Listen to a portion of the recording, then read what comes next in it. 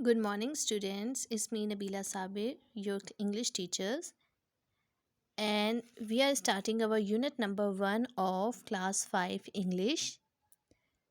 Before starting our reading, you have to mention the date, classwork, and day on the top of the page of page number 2. Student, what came into your mind before starting your reading your chapter name, The World in a Wall? What came into your mind? Okay, The World in a Wall. It's a unit name. Basically, it's a story. It's a story of about a boy who finds a wall near his home. On carefully observing the wall, it is seen that it is the home to many living creatures like the geckos and flies. So basically, this story is revolving around animals, flies. We are starting our reading now. This extract is from the autobiography of My Family and Other Animals by Jared Darrell. Jared Darrell is the name of author. Writer name is Jared Darrell, who was an English naturalist, author, and television presenter. And he was best remembered for the books he wrote about his life as an animal collector.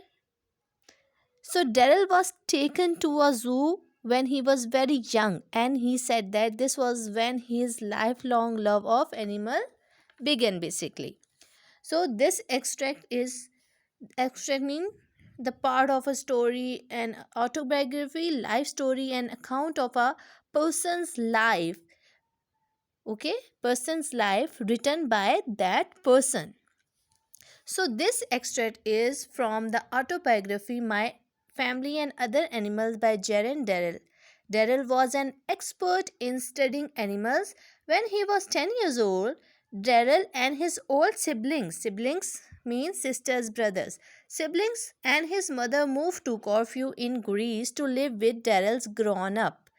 Corfu, Greece is a country name. Greece is a country name. So he was living with Darrell's grown up brother Larry. The brother's name is Larry. It was here that Darrell began to collect and keep animals as their pets. Pets mean companion animals. Next paragraph. The crumbling wall. Crumbling wall mean fall to pieces. Crumbling mean fall to pieces. So, the crumbling wall that surrounding the garden alongside the house was a rich hunting ground for me. It was an ancient brick wall that had been plastered over. But now this outer skin was green with moss bulging and sagging with the damp of many winters. The whole surface was an intricate map of cracks. Okay, underline the word intricate. Intricate mean complicated. Map of cracks, some several inches wide, other as fine as hairs.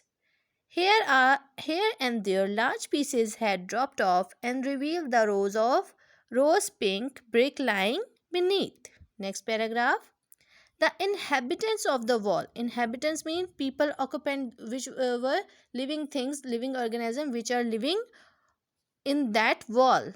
Okay, the inhabitants of wall were mixed a lot, and they were divided into day and night workers divided into two groups, the hunters and haunted.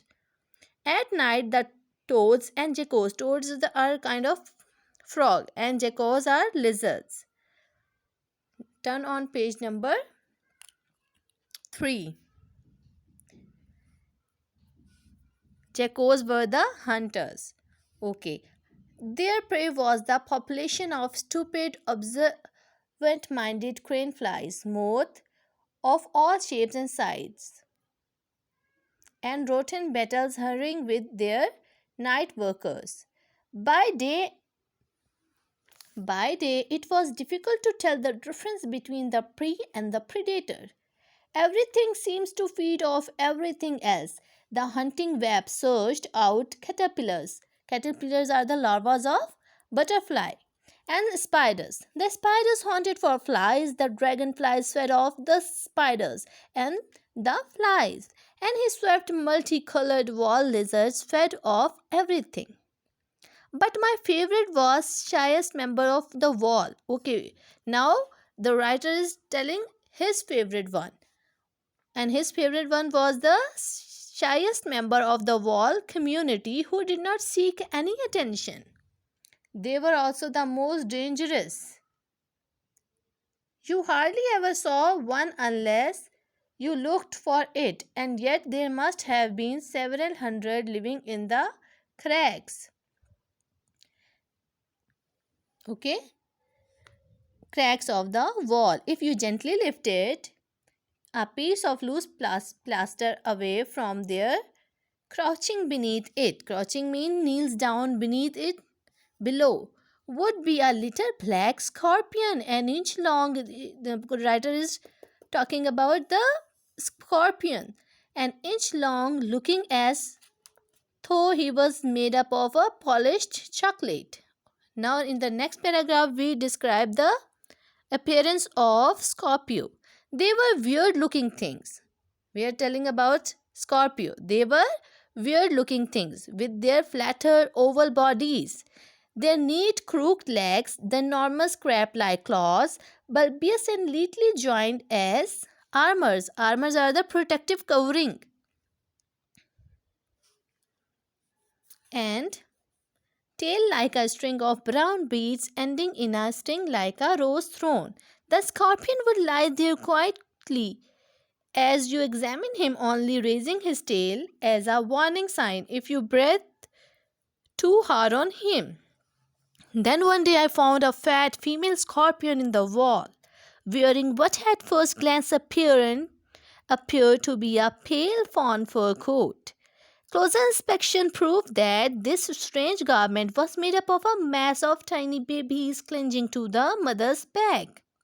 It was enraptured. Enraptured means intense pleasure. It gave intense pleasure to the writer. I was enraptured by this family and I made up my mind to smuggle them into the house and up to my bedroom. So the writer this thing gave a writer intense pleasure. Okay, and he want to smuggle that into his bedroom so that I might keep them and watch them grow up. With infinite care, I moved the mother and family into a matchbox and then hurried to a villa. I was rather unfortunate that just as I entered the door, lunch should be served. However, I placed the matchbox carefully on the metal piece in the drawing room. Metal piece is a structure of a wood, and made my way to the dining room and joined the family for the meal. Dawdling over my food, dawdling mean being slow, feeding Roger superstitiously. Superstitiously mean secretively under the table and listening to the family arguing. I completely forgot about my exciting new captures. Okay, students, we have completed the reading of for page number 2 and 3. Now we will read page number 4 and 5 on our next part. So, underline those difficult words. It will be important for your dictations, and for and better understanding you have to pronounce it again and again. Thank you. Bye bye.